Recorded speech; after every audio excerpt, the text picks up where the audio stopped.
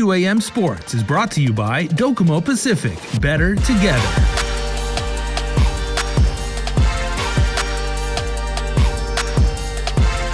KWM Sports comes back at you with another sport, another Guamanian, and another amazing opportunity for athletes looking to take their games to the next level. And I have with me my friend Desmond Mandell doing great things in track and field. And Des, first of all, it's good to see you, my friend. It's been too long. Yeah, it's been a while. Good to hear from you. Thanks for doing this segment. Sure. Well, and you know, the work continues, your passion, your life's work to get young athletes involved in, you know, track and field. It's a multi-dimensional sport, lots of opportunities for people with the passion, the competitive spirit, and the gift to want to compete, to go out there and get it done. So what is the status right now? Because, you know, like, we're coming out of COVID, and you know, some sports have been back to a certain degree, others are just getting back into the swing of things. So where are we right now with full-on track and field competition? Yeah, well, first, I like that distinction, the and field. I think a lot of people hear our sport and think it's just running. And even beyond that, they think it's just long running. But we have sprints, we have hurdles, and then on the field, we have jumps and throws. So basically any type of athlete that wants to try the sport out, there's definitely a spot for you, no matter what type of background you have. So appreciate that distinction, first of all. But yeah, so this past summer is the first true season that we've had in terms of international competitions. We had the Oceania under 18, under 20, and Open Championships that were in Mackay, Australia, and then we had the Pacific Mini Games that, you know, all of the Guam teams went to in Saipan. And yeah, so for us, we an exciting next few years coming up, but even more immediately, we have some open meets for that Guam Track and Field is putting on. We call it our rainy season, and our first meet is scheduled for October 16th. And we should have, so as of right now, it's all on our website, but we're looking at it October 16th, November 12th, November 27th, and then our rainy season championship on December 11th. So those are what we have going on with track and field. And I think the main highlight, though, and we're really excited about it, and we're going to start advertising it soon, is we have our first Guam National Cross Country Championship that we're going to be putting on October 29th, which is right now set for GW. But the exciting thing about this is not only a national championship, which means if you're eligible national Guam national athlete with residency, you will be deemed the cross country national champion for Guam.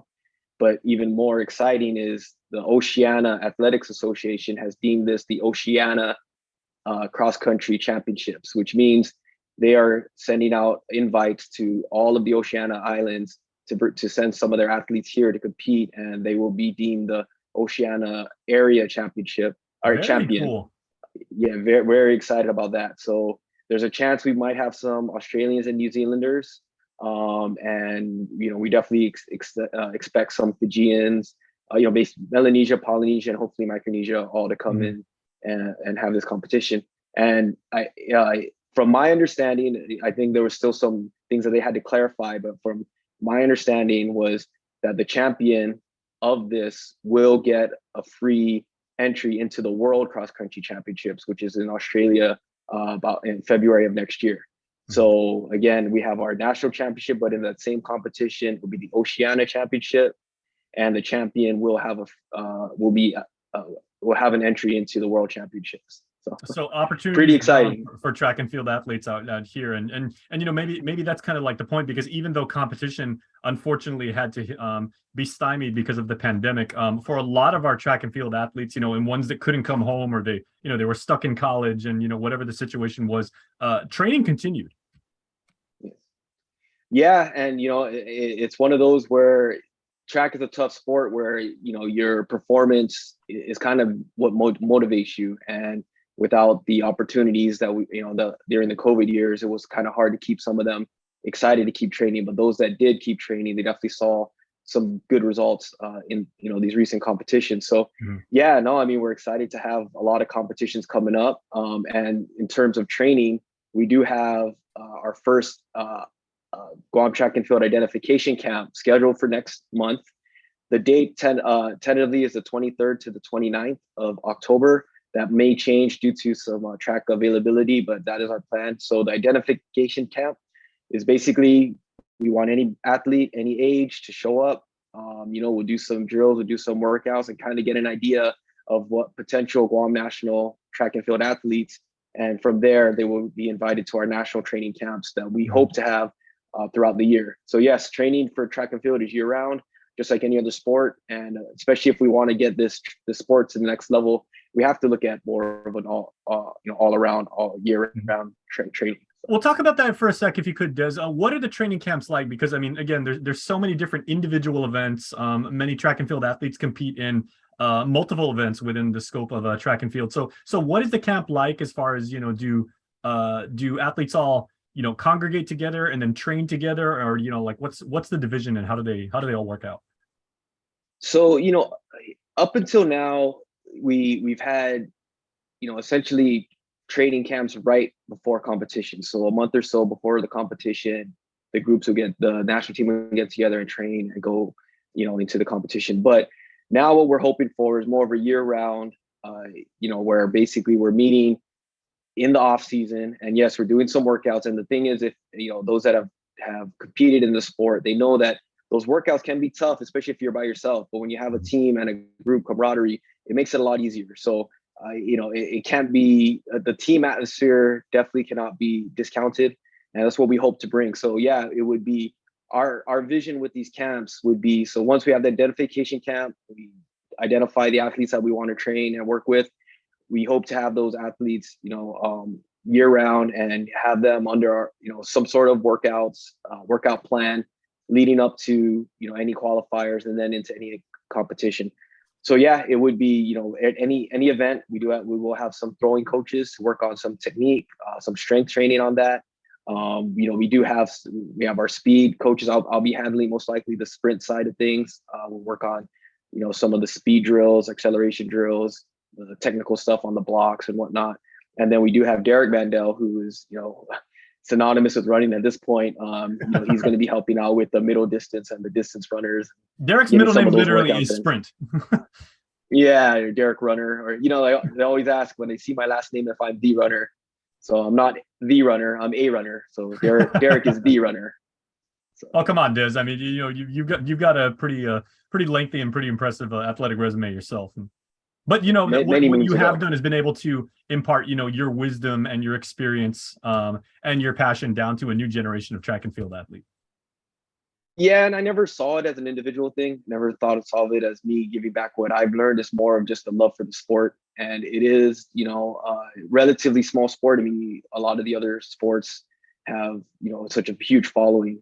And what we want is to get more and more people to see, what this sport is all about, enjoy it, and maybe have a passion for it. And and then maybe in turn have give back and do what Derek and I and all the other board members have done is try and pay it forward. So now, that being the case, we'll wrap up with this is, seeing things from an overall standpoint, right?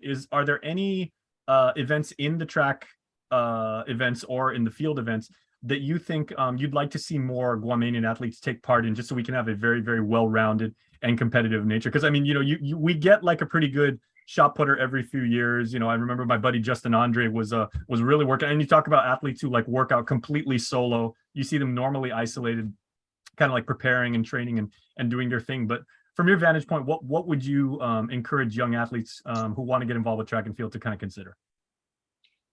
Well, Guam has been, and Derek is a big part of it, and some of the prior athletes ahead of him, they're responsible for. But Guam in the region is known as a middle distance country or program or whatnot. So we always bring out good middle distance and distance runners.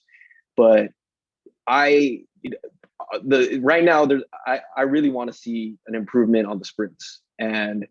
And we have Jeannie Gerardo, who just broke the shot put record, and she and her some of her other throwing coaches, they want to see an improvement on that as well. So I think right now we want to improve on everything. We see Guam as, especially if you look at some of the football players and basketball players, the athleticism's here. And right now we're not getting it to our sport, and we want to. And sometimes it's maybe showing them what this sport's all about. But I don't see any reason why Guam cannot compete with Fiji, with Papua New Guinea, with all of those other athletes in this region in the sprints. We've proven it in the distance. I think it's time that we start to prove it in the sprints. And then again, also with the throws and jumps, I mean, I think we need to become more well-rounded, and we have to have that vision. But also we got to stop with, with any of the roadblocks and thinking that, okay, we're just not genetically as gifted, because again, once you put up those roadblocks, and you're not going to get anywhere. So our vision right now is to, first of all, identify these athletes.